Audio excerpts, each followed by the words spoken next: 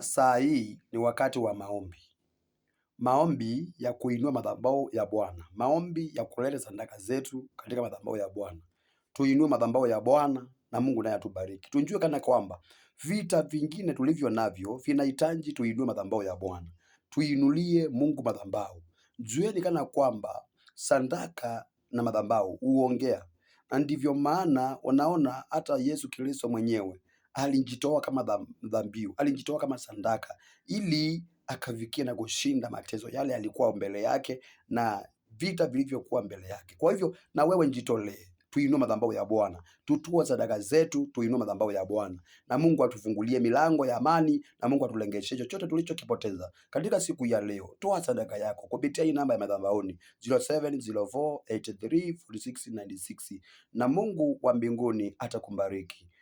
Shalom, shalom.